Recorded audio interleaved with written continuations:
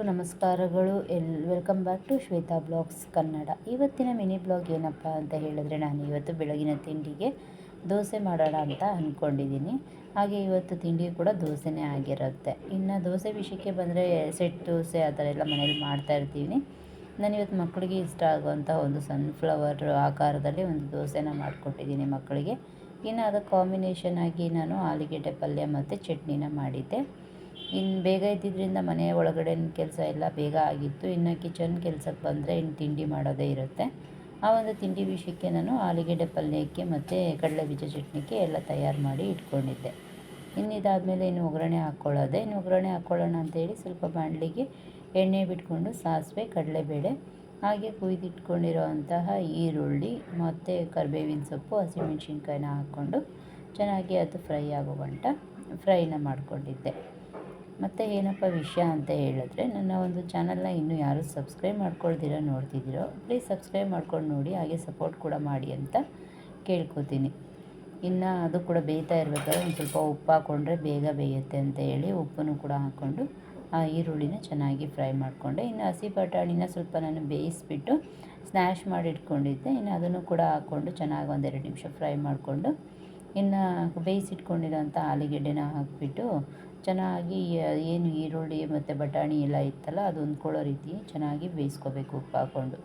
ಇನ್ನು ಆದಮೇಲೆ ಸ್ವಲ್ಪ ಅರಿಶಿನ ಸೇರಿಸ್ಕೊಂಡು ಫೈನಲಿ ಕಾಯಿ ತುರಿ ಹಾಗೆ ಕೊತ್ತಂಬರಿ ಸೊಪ್ಪನ್ನ ಹಾಕ್ಕೊಂಡ್ರೆ ಈ ಒಂದು ಪಲ್ಯ ಕೂಡ ರೆಡಿ ಆಗಿಬಿಡುತ್ತೆ. ದೋಸೆಗೆ ಕಾಂಬಿನೇಷನ್ ಆಲೂಗೆಡ್ಡೆ ಪಲ್ಯ ರೆಡಿ ಆಯಿತು.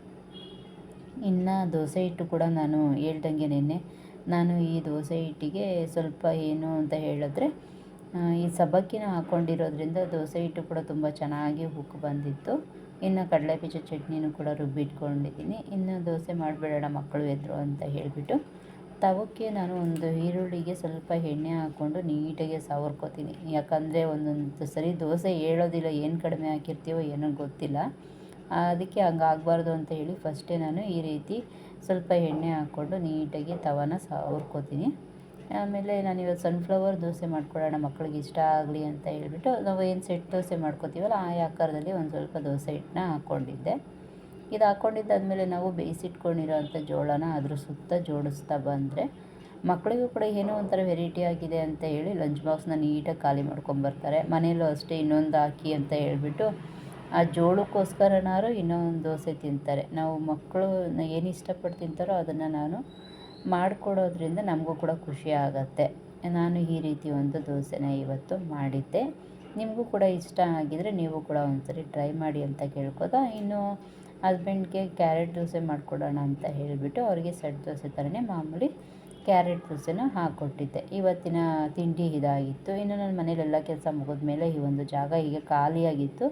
ಯಾಕೋ ನನಗೆ ಇಲ್ಲಿ ಏನಾದ್ರು ಮಾಡ್ಬೋದು ಅಂತ ಅನ್ನಿಸ್ತಾ ಇತ್ತು. ಅದಕ್ಕಾಗಿ ನಾನು ಈ ಥರ ಮಾಡಿದ್ದೆ. ಈ ಒಂದು ವಿಡಿಯೋ ನಿಮಗೆ ಇಷ್ಟ ಆಗಿದರೆ ಪ್ಲೀಸ್ ಒಂದು ಲೈಕ್ ಕೊಡಿ, ಹಾಗೆ ಸಪೋರ್ಟ್ ಮಾಡಿ ಅಂತ ಕೇಳ್ಕೊತೀನಿ. ಎಲ್ಲರಿಗೂ ಧನ್ಯವಾದ.